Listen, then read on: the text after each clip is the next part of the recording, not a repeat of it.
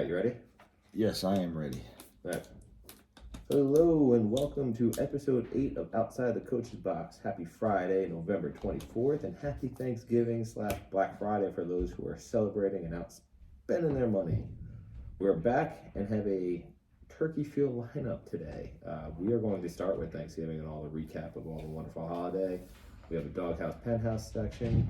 We're of course going to do our college and NFL picks. We'll do a little bit of sports week in review, which at this time of the year mostly football. And of course we're going to talk about the family flag football games. I know you guys are probably dying to hear the results for those who are not there. So let's start Thanksgiving. First of all, it's my favorite holiday of the year. Really? Yeah, I think it's become that. And I think as a kid, it used to be Christmas, because the anticipation of like, oh my God, I'm getting presents. Oh my God, Santa. Oh my God. Like, as you get older, and now I'm like 30, like or in my 30s, it's kind of like one of those things where Christmas is still fun.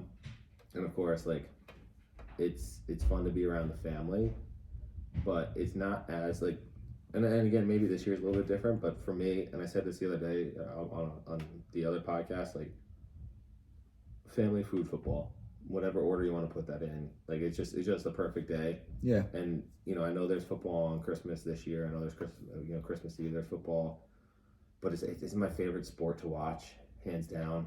And I'm no matter what sports we talk about, like I'm a bigger Cowboys fan than anything else in this world. And it's just they always play, and most of the more times than not, at least in my lifetime, they've won. So it's been a great day, especially getting to watch with Giant fans who are just trash talking the Cowboys the whole time. And we'll get to that, but we're focusing on Thanksgiving first. You want to hit them with stats, like how many plates, how many turkeys in there? No, you don't want to give your Thanksgiving stats. Which stats? Expanded waistline, like. Oh God, no! Don't embarrass myself. I was actually well behaved at dinner. On my plate, I think I covered off on all my top 5. Coaches list. Yep. Starting 5. Starting 5, and I did have a good bit of the crackers and cheese and pickle combination, whatever that Grandma had put out. I did myself dirty on the desserts. I think with that sweet treat that Jillian created. Yeah, that was much better. Not that I think it was gonna be bad, but like it was much better than it had any right to be. It was probably one of the best things I've ever tasted in my life. And as a fat guy, that's saying a lot. It was really soft cream cheese, covered by caramel, covered by Heath Bar. Yeah. And then just a ring of apples, like Granny Smith apples, which was phenomenal. And if that wasn't enough, I took a big old scoop of it and put it on three scoops of vanilla ice cream. So. Oh, did you really? Yeah, you went full fat kind of one. I just kept on taking like apples and scooping, and I told the joke like 3 times, like the old Joey bit from Friends when Rachel makes that what was like supposed to be like a English trifle or something like that, and it's or truffle, and she puts beef in it, and he's eating. He's like, jam good, custard good, beef good. Like that's what I kept saying about like all the ingredients in there. About it was a delicious meal. But no, Grandma does a great job with it every year. Yes, she does. Obviously everybody with their own like twists on desserts and everything like that. And of course, we're basically going to have the same thing tomorrow because we get together as a family and eat a little bit of a leftover Thanksgiving dinner. So we'll have all the stuffing and turkey and tomorrow and Saturday and Sunday. Basically, whenever we get a chance to eat, it's coming over, eating and having some good eats, and that includes like most of our family too. Some guests that have popped in, some that will probably never either be on the podcast because they don't want to, or maybe don't quite fit in with the sports aspect of it. Yeah. They'll all be popping in, and it'll be fun. And then of course, obviously, we had our family flag football game to start. I do want to touch on the parade a little bit. I'm not a big parade person. I don't know how you feel about it. I mean, again, maybe when I was a kid, but the floats now, like. They don't even mean anything to me. Like I was a big Dragon Ball Z kid growing up, or Dragon Ball Z fan growing up. So like the Goku float's always fun. Like hey, like Goku. Like I don't know how many people actually know that. But like I never watched SpongeBob, so that float means nothing to me. The Snoopy float is cool how they change it up every year, but there's nothing really that's like oh cool. That's a cool float. It's just a big giant balloon that people hold. So it's like that's my feeling on it anyway. Yeah, I was never really big on the parades either. The fun part of today was that I think Tom Brady was the commissioner of the parades because it seemed Was he like really? half the floats were deflating. There was- I had no idea we were going with that. There was the one, I forget, Diary of a Wimpy Kid, and he was pointing with his big finger, and then his other hand was just completely deflated. There was two people apparently, maybe more, in a giraffe costume. Yeah, the Toys R And, Us. and then the neck kept bending over, and then the next one came, and there was some deflation there, and So, so I don't know what was going on. I don't know if it was a wind thing, and they were trying to keep it from getting carried away, but I just never really got into the parade all that much, even as a kid. yeah. It was windy today too. Like even playing football, we actually intended on having like some sort of recording or video for our listeners or those who would hopefully join and listen to listen to. We had some guest commentators today, and they were it was just too windy. You couldn't hear them. Like I listened to the audio, like I couldn't hear a word they were saying on this, and for video purposes, like the camera kept falling, and there were some things that were in there. So I'll try to stitch it together and get some video out there, but. It's just most of it's just unusual. It was a fun day though. As always, it's our 8th annual Big Jim's Turkey Bowl. We brought the trophy on last time. For those watching on YouTube saw it. It's always a good time. Family. I'm started off with a win. I said cousin JP and I are the only two that can say we won it with Grandpa, which is always fun. But yeah, no, it's a good time. I'm over for my last 4 games, so 8 total games. I'm 4-4. All that doesn't really matter because it's a lot of fun. But yeah, it's we did well. We were on the same team. We drafted terribly, but it's okay. Like there's nothing. I drafted well. I just got two of my draftees picked before the games even started, which made the numbers uneven, which made the that we had to go zone and try to cover the extra person, which always left somebody open. Yeah. The forced trade, the 2-for-1 was bad. Of course, when you have little kids, that happens. And not to pick on them because I understand. I appreciate everybody coming out. It's something that I started. I love the fact that we can all get together. It's something that I think, at least my intention is to get us all together doing something fun that, for the most part, like everybody loves sports in our family. So it's something to do. Keep it light fun. We added flags that way nobody gets hurt. Although I did truck Anthony today, which that was just a bad situation. I think somebody's gotten hurt every time since the flags were added. Actually, I don't think hurt. Like I like pulled my hamstring today kicking field goals with you before the game, which was terrible. Like I felt it too. Like I tried hopping into it and I lunged and kicked and I just it was like not a big deal, and then I started running throughout the game. I'm like, oh my god, this is brutal. And of course I have JP on me, who's like the only one that could cover me, and he did a good job today, obviously. And then whenever he was on offense, I held him. I didn't even care. I was just like, nope, not happening. He tried to get past me. I just pulled his shirt. But no, it was fun. The other team won. Team Big O, is that what we'll call it? Team Big O won. Him, Megan, Jay, Caitlin, and Florence, and Antonella and Celine, who got traded for Xander, who disappeared off our team in a flash. And of course, like you said again, I started getting to it, but I love that everybody comes out. But it is funny, not even halfway through the game, we had basically 2 people say I don't want the ball. Yeah. So now it's 3 people trying to go against 7, and it was oh my god, give me something. And especially Williams in that young competitive stage. I'm still competitive. I know I screamed as loud as I possibly could, fuck, angry because William was wide open. And I know you do a good job trying to spread the ball around, but I was just well, he's open. It is a family game, so yeah, I do try to get everybody involved. And William made a great catch in the end zone, and that was a bomb. Yeah. And honestly, when I threw it, I was like, oh. But he caught it. No, he was open all day. He was 7-11. He was roasting Caitlin. He basically had her on one of those chicken turnstiles. He was open. Of course, Mom scored at the end after that touchdown pass because and she scampered. Yeah, we had to call on the reliever because you just weren't cutting it anymore. So it's I hurt my ankle. Yeah, I couldn't get the push. That's what it is. No, but it was fun. I always have a good time. I don't know if you want to add anything to it. Sorry, that was me. I slapped this little magnetic thing on the table. But. No, I don't need to add anything to it. It's always a fun day, and everybody came out relatively unscathed. So and showed up for Thanksgiving dinner. So that's a bonus. Yeah, of course, Thanksgiving dinner, like I was alluding to earlier, it's always fun. Grandma's house.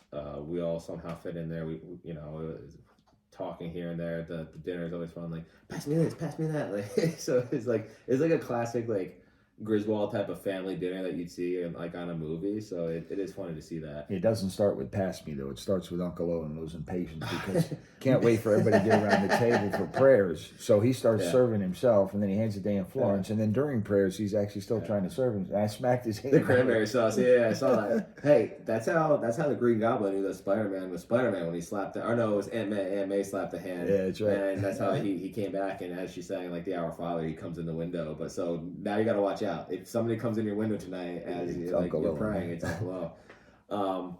No, but it's good. I do gotta say this though, and I was unexpectedly, so I brought some bourbon to Grandma's house today. Unexpected, how popular it was. It was like I think about a third of it's left. I got to shout out Will Wishart. He's the one that gave me that bourbon, and it's very tasty.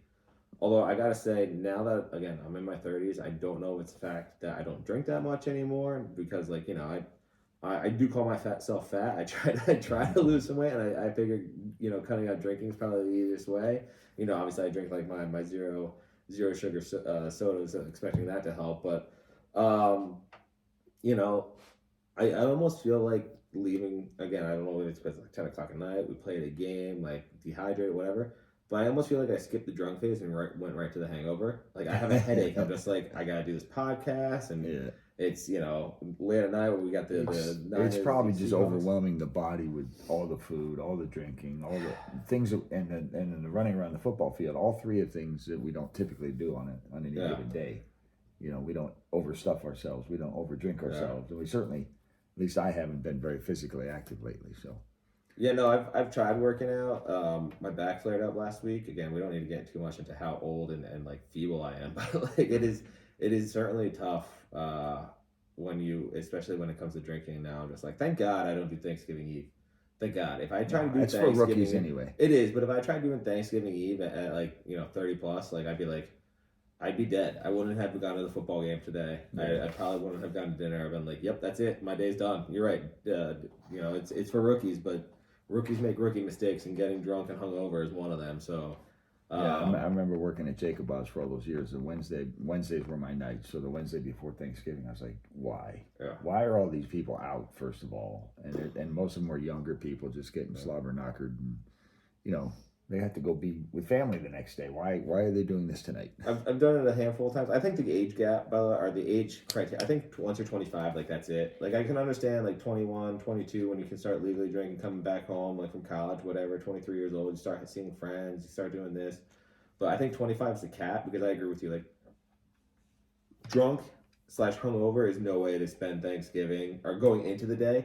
Like if you want to get again. Not necessarily get like on purpose, but if you want to get drunk or like drink whatever during Thanksgiving, all power to you. If you end up drunk, so what? But like, yeah, there's no way that you go into the day like feeling like you're gonna vomit already and then have to eat turkey, stuffing, mashed potatoes, all that fun stuff. Yeah. Don't need to see that twice. No, exactly. So let's again staying on the theme of Thanksgiving. Let's get into some games today. A little Thanksgiving recap. If nobody. I'm assuming everybody that watches this has watched the games, but Lions lose to the Packers in a shocker. I think that was unexpected, unless you follow the rule of the wax and gibbous. That is a curse. I've said it a few times today, but apparently for 12 Thanksgivings, now 13, whenever there's a wax and gibbous on the night, which is a phase of the moon, apparently when there's a wax and gibbous on the night of Thanksgiving, the Lions do not win. Which is crazy. That's the craziest stat that you can. Like Ryan was here that I saying don't listen to stats, but like that's the craziest stat, and it's held true again to this year. Like unbelievable. Yeah, I was surprised when you told me that. I hadn't given much thought to a waxing moon, and I've never waxed anything myself. So if that's too much information, if that's the kryptonite for the Lions, then maybe they ought to think about where they're playing when. Yeah. Well, I mean, it's a home game every year, and they typically at least. I feel like they play that 1 o'clock. I always like they don't play 4 o'clock. I think the Cowboys are always on at 4. Yeah, they're always the first one. Yeah. The Cowboys are always second. So the moon shouldn't really affect them. It's not out at night. Out during that time, 1 o'clock. Like obviously it's out at night. There goes my Dan Hurley Sr. at the moment again. The moon is out at night, but yeah, it's crazy to me that is effective. But I mean, Goff had an okay game, I guess. He was getting pressured. He had 3 interceptions early. Oh, is that what it was? Yeah, I didn't see that stat line. I saw he had 170 yards at one 3 point. interceptions or 3 fumbles. I forget. He had 3 I turnovers. think it's 3 fumbles because But he was horrible early, Yeah. you know, and the Giants, the Lions just crapped the bed. Yeah. You know, they're what are they 7-3 now? No, they're 8-3. 8 They have the same record as Cowboys. So Cowboys, Niners, and That's right. They were 8-2 going into today, Lions, yeah. and what a great opportunity to really solidify position in top of the NFC North and you know, playoff position, a whole 9 yards, and on Thanksgiving Day, yeah, marquee platform, and they just shit the bed. apparently they had a bad halftime show too. We were obviously we play. It's tough with the family trying to get everybody together, but we play at like 12 o'clock after the parade, and it gets pushed back a little bit, so we missed a little bit of the 1 o'clock hour game. But apparently their halftime show wasn't great. It looked like a set that was like put together by a high schooler, like play group. So Jack Harlow, it was like a multi-million recording artist, apparently put together like a $3 set or whoever addressed him. So it didn't look great. All Detroit, I don't know who's in your doghouse today, but that is definitely a viable option. No, there are much worse things. Okay, we can definitely talk about that. And then obviously, being Cowboy fans, unfortunately this week they won't be in our picks, but it's because they came out, they did what they ate, slept, conquered, and then now they'll go eat basically. Unbelievable. They came out. It was a little 2010, but it never really felt like the commies were closed. Yeah. And then Cowboys just turned it on and smacked them around. Special shout out to Darren Bland, who set the NFL single season record for interception return for touchdowns, which now gives him 5, which I think is 2 more. Out of 7 interceptions have been returned for touchdowns. Which now he has 5 touchdowns, and that's 2 more than all Jets receivers combined. So, it is unbelievable how good they have looked against some bad teams. And granted, yes, they've played bad teams, but you got to beat them the way they do. Otherwise, if you struggle against them, the whole media, and I know we had this conversation today at dinner, the Cowboys are the Golden. They get crapped on for any mistake whatsoever. Yeah. So if they kept that game close, you bet your ass that game would have been like they would have raked over the Colts. Dak Prescott's this, Dak Prescott's that. I say Dak Prescott's MVP. I think it's too early to crown MVPs, but Dak is having a good year. He's been playing more consistently than he has, which is what I know I've always been looking for from him. Even today or the last couple of games.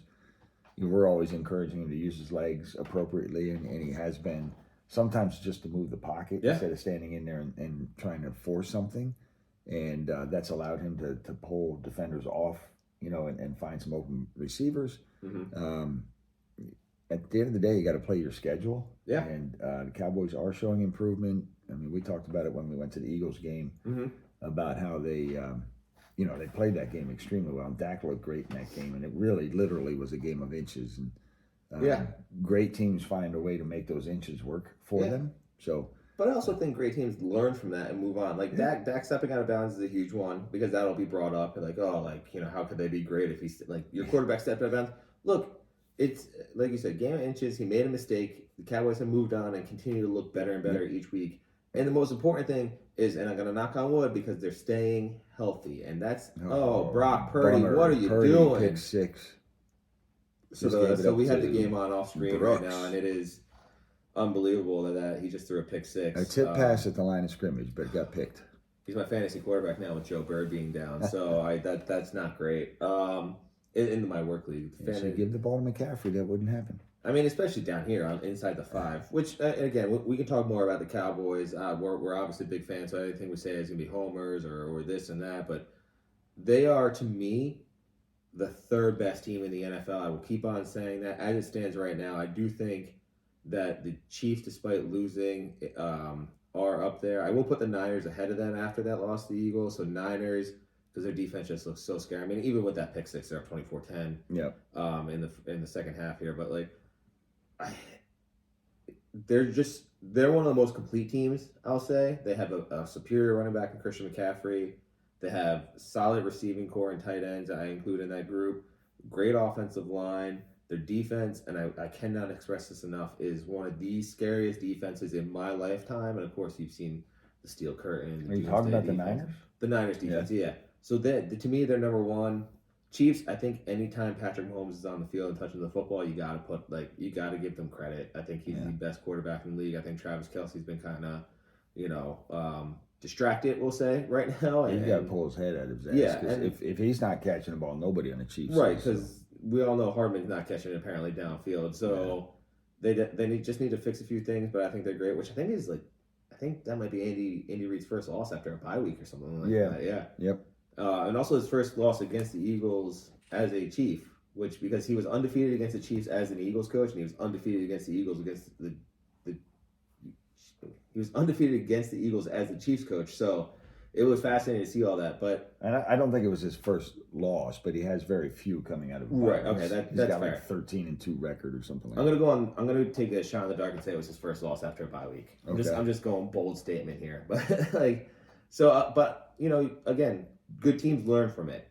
I still, to me, and it's not because I'm a Cowboys fan, and I know people are gonna take that with a grain of salt, but the Eagles, to me, they just look so bad at times, where it's just whether it's turnovers, whether it's decision making, whatever, they just don't look like a team to me that you'd be scared of. Because you mentioned it earlier today, the Vikings remind me of the Vikings last year. Vikings came in, won those one possession games, and it was like, oh yeah, but they won them. But what did it do for them in the playoffs? They got handled by the Giants, and yes, I know it was only a 7-point game, but it never was close. The scores can be deceiving that time, and it was never that close because the Giants just handled them, and Daniel Jones got crowned as the savior of the Giants, and of course this guy correctly called it as an anomaly, but it is what it is. But the Cowboys, to me, are the third most complete team.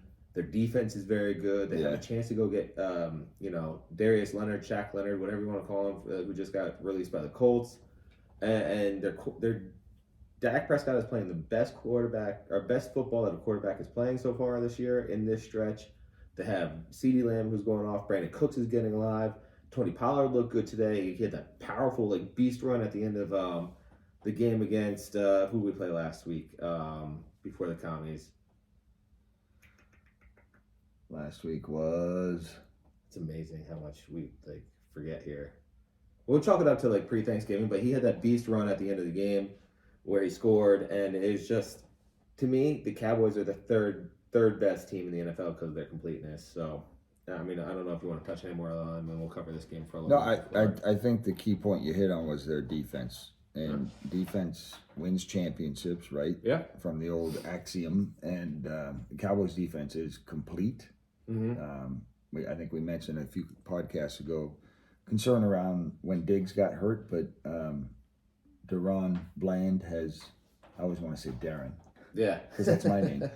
But Deron Bland has really stepped up his game and solidified that the backfield. So secondary. Cornerbacks, safeties, all that good stuff. But I do think that you can make a really solid argument for them being in the top three. Yeah. I mean, and again, you're going to have people come out and say, "Oh, well, the Eagles are 9-1." Yeah, well, and great. The Eagles beat the Cowboys. So if you want to make them 3, the Cowboys are 4, I don't care right now. But it's not about right now. I completely agree with you. And since we're in the NFL, let's talk about let's go to our picks. We got a few good games this week. Obviously tomorrow's the first ever Black Friday game, which I think is ingenious. I mean, not only is Prime getting the game on a Friday, where most people have off and are going to be watching that I think it's a 3:00 game. A lot of guys are going to be watching. Yeah, I mean, a lot of people, those who aren't shopping, are going to be out Black Friday. But that's the beauty of it, because now Prime is going to just pump ads and QR codes and everything they can into that game, and it's essentially going to double down as a shopping trip. So anybody who's watching who wants to go shopping and be like, oh, cool, I'll just do that here, because that's what this day is mostly about now, And it is Amazon. Yeah. Yeah. Yeah, no, that's 100%. I do think it's genius. But Jets Dolphins, I know I didn't pick that game. Nor did I. I don't know what the Dolphins are doing. They sat Zach Wilson this week all the way down to, I think, QB3. The Jets sat. What'd I say? You said the Dolphins. Oh yeah, well, Jets. They sat Zach Wilson, and look, I've been on here. I've been the number one defender of Zach Wilson, and I'll continue to, because I do think he's a good quarterback.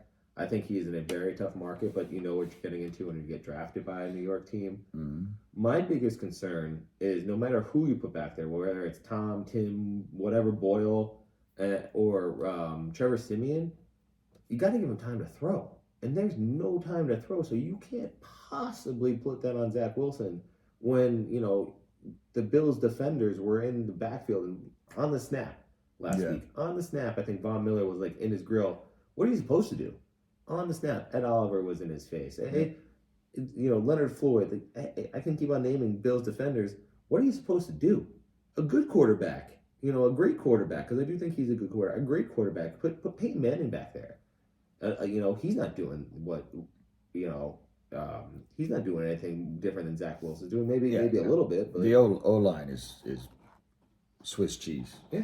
It's really poor. So yeah, no, I listen. Zach Wilson, he is a serviceable quarterback, but to your point, even the best quarterback would struggle with that line. Yeah, it's just, what are you gonna do? You want to hop into picks now? Do you want to do a little picks for NFL? Sure. We'll kind of do it backwards. We change up the pace a little bit, which you need because I'm going to recap the NFL pick records. I don't like your attitude. I actually lost both my Monday Night Football games, and this is the problem with picking multiple games. I left our podcast from Monday at a 8-5 record. That's 3 games above 500. You're feeling good. You got greedy. I'm now 8-7. 8-7. I took Chiefs -3. Did not hit, obviously. And Travis Kelce over 75.5 yards definitely did not hit. Although he could have had it if he didn't drop the ball. But yeah, so I'm 8-7. You're 4-5. Ryan remains 0-3. Maybe he'll be back on soon.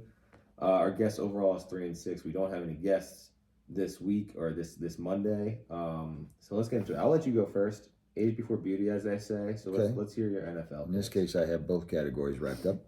All right. Age and beauty. Ha! So in the NFL picks, I'm going to take the Bills +3.5 against the Eagles. As you mentioned earlier, the Eagles have been squeezing out a lot of wins, including the last game against the Chiefs.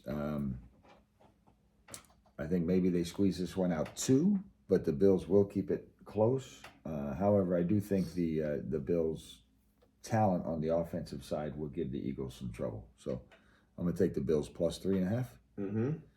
I'm actually going to go to the hapless Giants, getting 3.5. You don't like winning. The Patriots are being favored over the Giants at MetLife. I don't think so. You might want to check that again. No, I just saw that. You might want to check that again. I'm pretty sure. I can't. My phone's over there, but I'm pretty sure the Giants are favored. I'm going to look it up right now. There's no way odds makers are making Giants. New England -3.5. Are they really? Yes. So this is my point.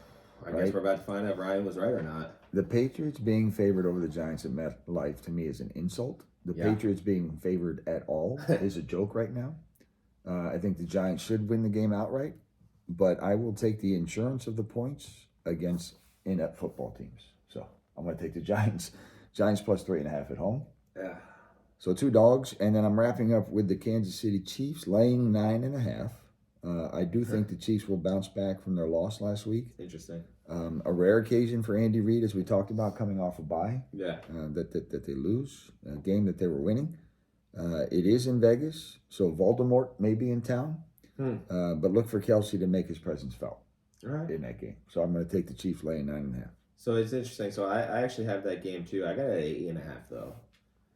So that's even better. Yeah, I don't know what odds or what book you're on, but I saw it at 8.5. So I'm gonna stick with that. Chiefs. I'll take 9.5 too for consistency. Chiefs +9.5. Or I'll take 8.5. We'll say unified. Chiefs 9.5.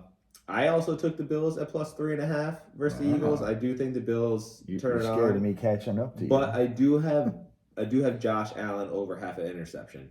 That's my bonus pick. The guy is just turnover prone.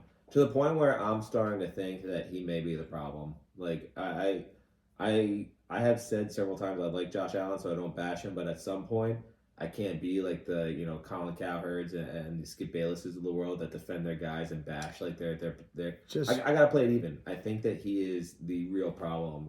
Even if he continues to win, like turnovers are a real issue.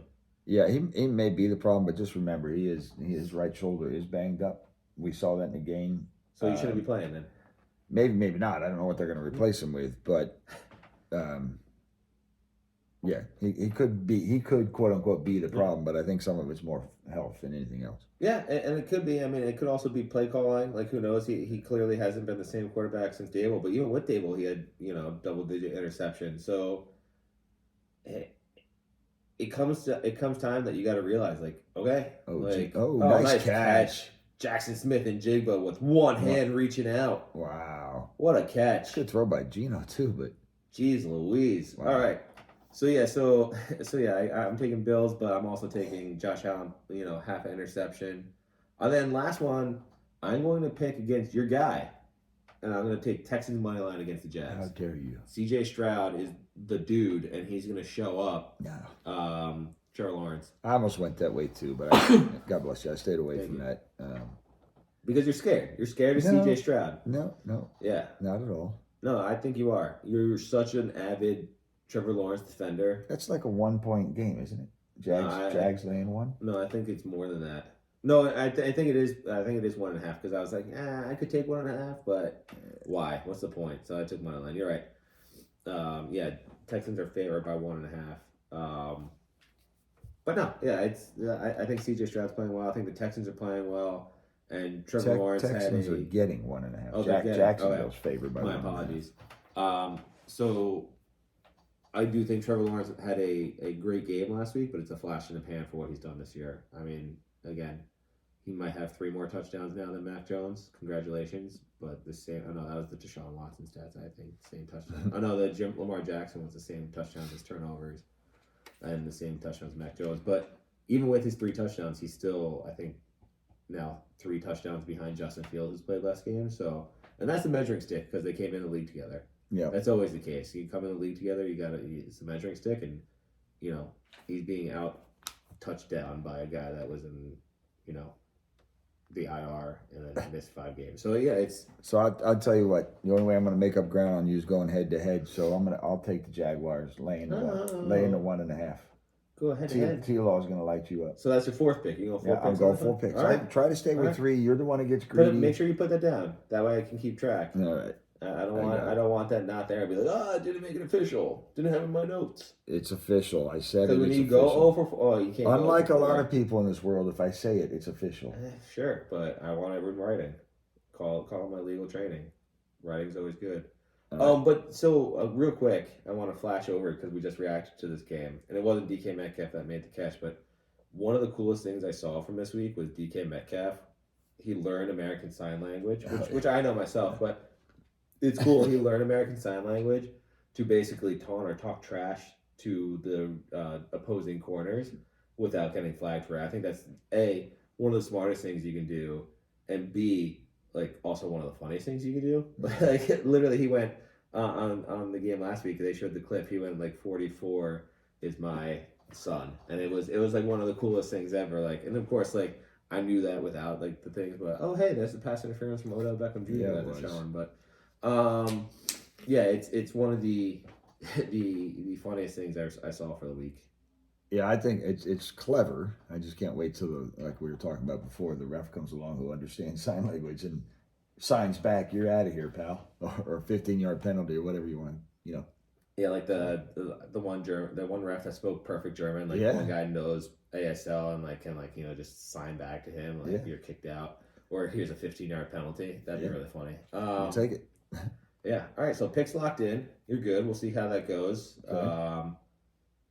We have to go to college picks now? Oh, do you want to go to college? We'll do college picks and reaction, or do you want to do reactions and picks? Reaction to what? What are we reacting to? Top 10. Talk about the game ahead. No, you don't want to. You just want to skip right to the picks. I'm telling you, your generation and instant gratification. Yeah. Hello. Let's go over top 10 real quick because there's some changes there. We got the top 4 pretty much staying the same except for one change, which you may have an issue with. I don't necessarily have an issue with it, but it is interesting. I mean, I think both teams make it because of what's going to happen this Saturday. But you got Georgia at 1, Ohio State 2, 3 at Michigan at 3. Washington jumped Florida State is now 4. Yep. Florida State 5, Oregon 6, Texas 7. Bama 8, Mizzou 9, which I have a problem with, and we'll touch on in a second, and Louisville 10. I have a problem with Mizzou because they're a 2-loss team and they jump Louisville, who's 10-1, and going to be playing in the ACC championship game. Yeah, but I Mizzou don't know how played it's happened. Georgia, Okay, and who else did they play? It was top Tennessee. so hold up. You were Mr. Hypocritical. You can't say that. You can't say they play this because here's my problem with that. You said that Georgia shouldn't have been topped by Ohio State because they played their schedule. Right. So you got to admit it now. You got to lean into the mic and say you're a hypocrite. They haven't played their schedule yet, which I was right. I was right because Georgia quickly got back into number one once they started playing the top dogs. What I'm saying is Mizzou has played them after 10 games, and Louisville hasn't. I think it's just splitting hairs. Honestly, it's 11 games, by the way, but it's okay. I think it's just splitting hairs. I think, and I don't even mind Washington jumping ahead of Florida State, but I think that's more the committee anticipating, which they shouldn't do, that Florida State's not going to be as good without their starting quarterback. Well, I think it's a little bit of that, and I'm actually surprised when the rankings came out that Florida State was ahead of Washington because of Washington's schedule at that point. You know, beating Oregon in the Classic, beating USC. You know, they've had some pretty solid wins, and for them to be jumped by Florida State, who granted had a very tough schedule. I mean, you the LSU the game in week 1. Yeah, they played a tough ACC schedule. You know, they have Florida coming up, which is an SEC team in a rivalry game. So, you throw out the records there. Mm-hmm. But yeah, it's just, I don't know. I think no matter what, both are in anyway, because obviously the Ohio State Michigan matchup is going to knock one of those two teams out. But it's interesting. We have a real interesting stretch coming because, I mean, Georgia's going to play Bama in the SEC championship game, which if Bama wins, we talk about this a little bit. Who knows what happens there? I mean, especially now that Florida State's been jumped. You know, Texas is sitting above Bama. Does Bama jump Texas if they win the Big 12? I mean, we are getting into. This is also. I mean, March is my favorite time of year for college sports because I'm a bigger college basketball fan. But the chaos of college football playoffs right now, I live for it because there's just so much that could happen. Yeah. That has the committee in a tailspin. Well, we were talking about another scenario today. If depending on who wins Michigan, Ohio State, right, that's going to put them into the Big Ten championship game. What happens if that team loses to Iowa? They're not losing. What happens if they do? Then it's going to be that chaos that you're talking about. And again, defense wins championships. Iowa has a really good defensive team. Yeah, but you still need to put the ball in the end zone. Ohio State has a really good defensive team. Michigan has a really good defensive team. But you know what they have that Iowa doesn't? A viable offense. I don't know about that. What do you mean you don't know about that? 17, aren't they, Iowa? But because they're 9-2. Okay. Not because they have an So offense. they've won 9 games. Yeah. And they've outscored their opponents. Yeah, they've won 9 games. You want to talk about schedule again against that very weak. I don't understand why the Big Ten did this, but they like stacked one side of the conference and then put your like Wisconsin's, Nebraskas, and Iowas on the other side. It's just like for rivalry purposes, but they're still in the same conference. So the cross, I can understand Michigan and Ohio State in the same conference, but why not put Penn State over there? Why not put Penn State in the other conference? A lot of administrators in education, starting from high school up, don't want to take the time to go through the schedule, look at or spend time thinking about where the level of competition is in divisions, and then try to balance them out that way. Yeah, it's the easy road. Yeah, I mean it'll be interesting when they add UCLA and USC to the Big Ten and see where they go. Who knows? Who knows what they'll do with that? But yeah, we got a good slate of games. We mentioned one already. I'm gonna go first with this one on picks. Yeah, go. I think we have the same ones here. Maybe go head to head. I'm gonna take speaking of Iowa, I'm gonna take the under in the Iowa-Nebraska game. That's currently at 26. Golly, that's some ugly ugly football. That's how you know that Iowa doesn't have an offense. There's no, I mean, they've had unders of like 21, I think, this year, but 26 is ridiculous. I'm still taking it, though. And I typically hate taking unders, but my unders have hit this year, so I'm going to keep on riding that wave. I've been hesitant to do it, but I got to do it. I've been doing it all, season long, and we're entering episode 8 of this podcast. And I'm sticking with it. I'm going Navy Midshipmen plus 18 versus SMU. You know, don't give up the ship. You know, the jerseys were just released this week. You know, everybody's looking towards Army Navy. And maybe SMU comes in a little bit like, oh, they're looking past us, or they're looking past Navy, thinking, you know, AAC championship game already. So, and Navy's defense is really good. So I'm going Navy plus 18. I took Auburn plus 14.5 in the Iron Bowl versus Bama, obviously. I don't think you could give. I mean, and I hesitate saying this because Bama's been pretty good over the last few weeks. Really good over the last few weeks. Pretty good all season long. But I think giving a rival team in a big game 14.5 points is a little disrespectful, and I think Auburn's going to feel that. I mean, last time they were big dogs, I think, was in the, you know, kick six, which Auburn won, obviously. But it's fascinating to find out. I mean, obviously, you know, bookies make their decisions based on stats and analytics and all that fun stuff. But 14.5 in a rivalry game, I feel like it's just insane to me. So I'm taking Auburn there. And finally, in the only game that really matters this weekend, Ohio State, Michigan, you can keep the points. You can do whatever you want with them. The Buckeyes are coming into Michigan and absolutely laying them out. Steal the signs. Do whatever you got to do. Marvin Harrison Jr., Kyle McCord, I think it's Kyle McCord, or Kyle McCord, whatever his name is, the quarterback McCord, Marvin Harrison Jr., they're going to come in there. That defense is good. They're going to come in, take it to Michigan, win the game, keep the points. So that was it. That was my impassioned speech about Ohio State. All right. Go Buckeyes, baby. So I actually figured you'd be going that way. So in order to go head to head. Oh wait, hold on. Before you go, I will remind people of the records. It's me 6-6, you at 3-5-1, Ryan at 0-3, and our guests overall are at 2-7. Go ahead. So I figured you'd go Ohio State because you've been chirping about them all year long. But it is in the big house. It is Michigan, Ohio State. Should be a fun game. But I'm going to take Michigan, laying the 3.5. Ooh. And disappointing you once again in your support for Ohio State. You do like your cheaters. Yeah, sure I do. Like who? Pete Rose, He didn't Mark cheat. McGuire, Pete whatever. Rose didn't cheat. Neither did McGuire. Please. I did also take Navy.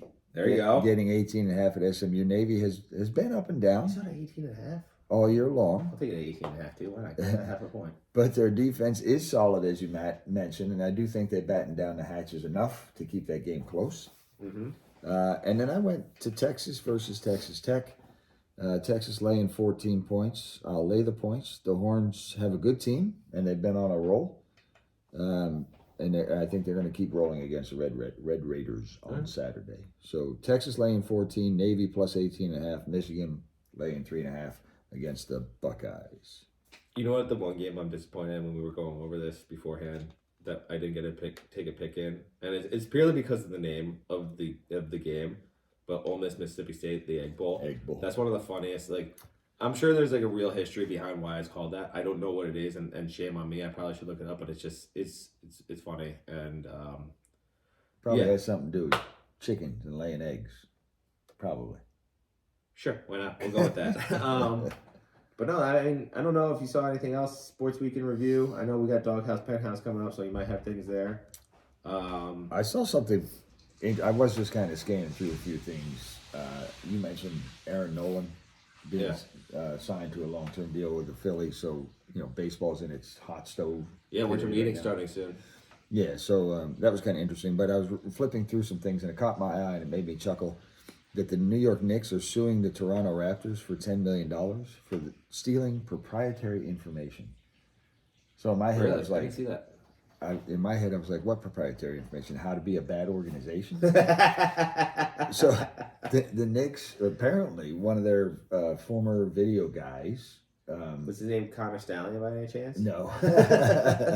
No. But he was giving video to Toronto. To the head coach there, who's Nick Nurse? No, it's like a Eastern European name. Like I forget the name. Okay. It's bad on me. But anyway, he didn't think the coach was strong enough on his own, so he was giving him this videotape of Nick's stuff. Okay. But anyway, they are suing him for $10 million. By the way, don't take blame on that. You forgot a name. Earlier today, you forgot where your glasses were. They were pinned on your shirt. Just don't worry. You got them now, by the way. You got your glasses on. I got my glasses on. Smart ass. Wait till you get a little older. I'm feeling it now. Again, I told you the hammy, and I played like 40 minutes of a flag football game today. No, I didn't see much. Obviously, the NBA's in full swing too. Since we're staying on that, so their in-season tournaments coming on. I've seen some teams advance. It'll be interesting to see where that goes. You know, as we get closer to the finals, we'll talk more about that. And obviously, it's always fun. I was flipping through a few games this week. The early season tournaments. You know, I don't even know what. I guess early season tournaments is the best way to say it for college basketball. So like the Maui Invitational was done, Purdue won, which I love. I was a troll this week on social media, and any chance somebody put like something about Purdue, like including like the NCAA mentioned like Purdue, I was like, great, they won the Maui only to lose to some like low tier New Jersey team in the round of 32. That's Purdue to me. You know, and they have big guy on Purdue's crazy. Edey. He doesn't show up in March. He's a guy doesn't show up in March. Go ahead, have fun in you know November when it comes time to you know playing in the big tournament. As big as he is, his footwork's very impressive, and he's got a nice soft shot. Yeah. You know, I would. So we still have to figure out what our competition is for, the picks. What we're doing that for. I proposed the hot chip challenge, and then the person that loses goes 10 seconds without milk, because that'd be funny. Or like doesn't get milk before, or I don't know. That may be funny. I would dread the aftermath, and I don't. Spicy Taco Bell on steroids. Basically. I don't wish to be sitting on the toilet bowl praying for an hour while my ass is on fire.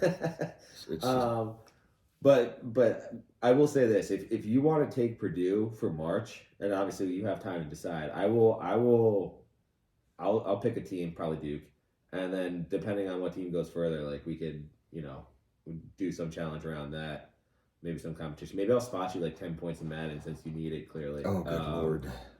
But yeah, that's pretty much. And then obviously girls basketball, I'd hate to go without. Actually, let me shout out this for sports. We're not coaching this year, but coaching's about to get in full swing for New Jersey. High schools are starting back up. We know many of the coaches out there. Hopefully you guys are listening.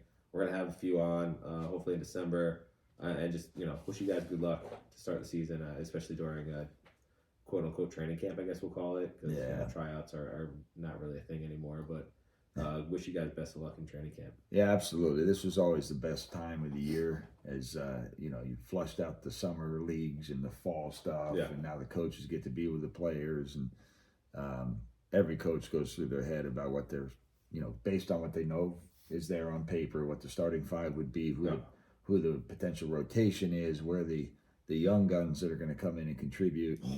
It's always fun to kind of lay that out, play it through your head a couple different times, and then come into Monday and it all gets into action. So always a good time of year. Absolutely. Oh, by the way, there was one other thing too before we get off of that. I love Pop. You know how I did coach Pop for the Spurs. Always liked him. Oh boy. Then he went off the rails for a while. No new listeners here apparently. No. Okay. This is a general thing, but he did go off the rails for a while, and I'm like, God, just take the mic away from certain people, right? But apparently he grabbed the mic during a game last night to tell the fans in San Antonio to stop booing Kawhi Leonard. I'm like, come on now. You don't. They got to read. They're upset that he left San Antonio. So they have a little grudge against him. Yeah, it's not like they were throwing things on. Like I can understand if they're throwing things on the court. That's a different story. Yeah, but it's okay to boo him. No, I think Coach K did that one year at Duke, and he got like some pretty negative press about it, and kind of like rightfully so. It's like are the fans or the student section was chanting something, I think deemed like inappropriate, but it wasn't that bad. It's like I think you gotta let the fans be fans if they're not being overtly, we'll say racist or angry or anything like demonstrative towards the other team or player. Like don't, if they don't cross the line, like you just gotta let them go. Like if they're chanting like asshole or something like that, like so what? Like how's it affecting your team? And I think that's what it was. Like they were chanting like asshole, like and like Coach K's like, no, we don't do that. And me, I love Coach K, so like hard for me to say this right now, but he was in the wrong. I think you just don't turn around and say things. And again, he has a standard, but like let the fans be the fans. But I will say this.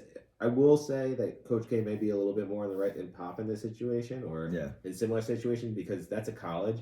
These kids, quote unquote, aren't getting paid, right? Which we'll get to in a second. But they are, yeah, again, or they weren't at the time, quote unquote, getting paid.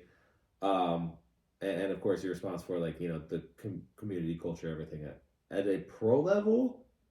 He's gonna pay millions of dollars. If fans want to chant because he decided to like sit for the last year and like work his way out of San Antonio, then win a championship literally with Toronto, like who cares, man?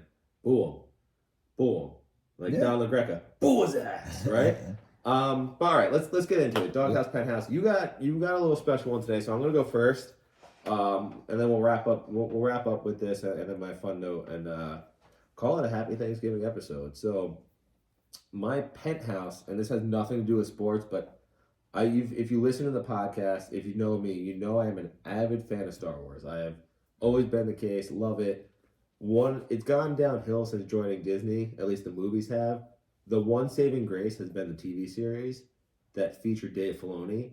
This week, Dave Filoni was named Chief Creative Officer at Lucasfilms, and it's about damn time. He's going to have creative input at the beginning stages of every single project run at Disney, and Kathleen Kennedy's basically going to just be like an overseer, basically. Thank God, because everything he's produced has been Star Wars gold. Everything else, everybody else has done, including the Rian Johnson, the J.J. Abrams movies, were trash. So thank God they got that right. Special shout out to Dave Filoni. But yeah, I'm excited for that. My doghouse is Jim Mora Jr. Playoffs? Wrong Mora, but you get the picture. He said this week, and he had the gall to say this. Obviously, UConn's not having a good year on football, and he said in an interview, fans aren't entitled to bitch about the team if they don't chip into NIL funds. That's insane. I cannot believe a coach would say that about students and fans because one, they do. Tuition? Yeah. Check. Anything they donate to school? Check. Yep. Whatever the case is, the tickets that they pay, the merch that they buy, they donate. Because you know that they're not seeing it.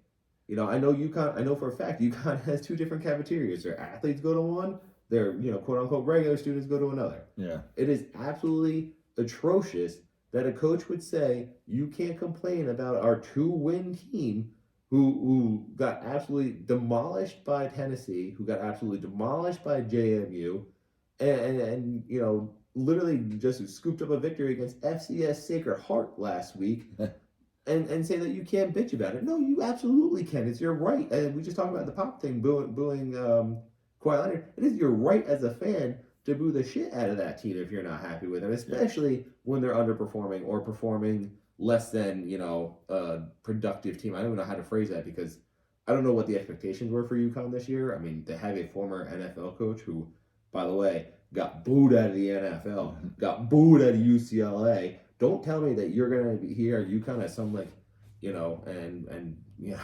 don't strike me down on lightning, but as some God-saving football Jesus in here and think that you don't deserve to get booed for not performing that way. You were brought in as a former NFL guy, as a football guy, as literally the son of one of the best coaches or a good coach in the NFL history, and you can't do it. So yeah, they deserve to boo you. If I were UConn, I'd fire his ass on the spot. If you can't take that at UConn, I don't know where you're gonna go and have good. Go back to TV, buddy. Absolutely. And then the other thing is these players get paid NIL money, they get tuition.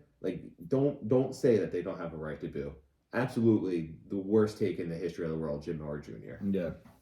I didn't hear that, but I can see where it'd be frustrating. So I'm going to flip the order. I'm going to actually go with my doghouse. No, I'm going to go with my penthouse first. Sorry. So you're not flipping the order? I'm not flipping the order. I just flipped myself. Well, you're flipping the order in terms of how we say it. It's doghouse, penthouse. So you're just, you're doing penthouse, doghouse. Yeah, Good for you, man. I'm going Good. penthouse, doghouse. And I want to get this one out of the way because it pains me to say it. But for this week, at least, I have the Eagles in my penthouse. It's a tough stretch of games, as we've talked about, for them. And they the next 4, there were 4 games where it was going to be a really tough stretch, and they ended up beating Kansas City in Kansas City, squeaking another win out. So I'm gonna, what are they, 9-1? We said They're 9-1. Yep. Sitting on top of football right now, ahead of the Cowboys. I guess at this point they've earned it. I'm hoping that will reverse in the next couple of weeks. And instead of the penthouse, I can put them in the outhouse where I believe the Eagles belong. But until then, they own the top floor. Yeah, you got to give them their due, I guess. Oh, and in the doghouse, I actually have two people, or two. Go for it. Two things. One is an organization. One is a people. You are a co-founder of this podcast. As I said to Jay and Lauren when they were here, I'm going to take some liberties due to my stature on the show. So go ahead, please. All right. Flex that founder muscle. So my first doghouse is the Cleveland Browns, who gave away the puppy farm to Deshaun Watson when they signed him for $280 million, guaranteed. The guy hadn't done shit in the NFL, and they guaranteed him $280 million. I think he was really good at getting massages, wasn't he? Yeah, very good. Yeah, okay. The guy is a dog. He's not worth a fraction of that contract. And if it weren't for the defense, the Browns would be an absolute dud. Yeah. So I can't. That organization set themselves back for many years with that deal. What's surprising to me on that too, and we talked about the stat last week. Baker Mayfield only had one, it was out of all the quarterbacks, he only had one season where he didn't play all games or something like that. He went back-to-back years playing all games. They were doing pretty well with him at the starting quarterback. So they bought the shiny tainted hook. Like he was in total dog shit trouble, and they still were like, yeah, sure, we'll take him. Yeah, and the NFL still hasn't done anything with him. No, they did. They suspended him for 3 years. Deshaun Watson suspended him for 3 years. He was not literally. I'm exaggerating. He was suspended forever. On the commissioner's exempt list, the investigation went through. Ooh, fumble. Oh, the Niners got that ball back. They got lucky. Oh no. No, yeah, that's the Niners. That's what they're pointing in the Niners direction. Oh, okay. Yeah. So go ahead. What's your other doghouse? The second doghouse is Coach Sanders. Uh-oh. You know what, Dion? Go buy yourself an encyclopedia. You would not have to put it on layaway. I guarantee you that.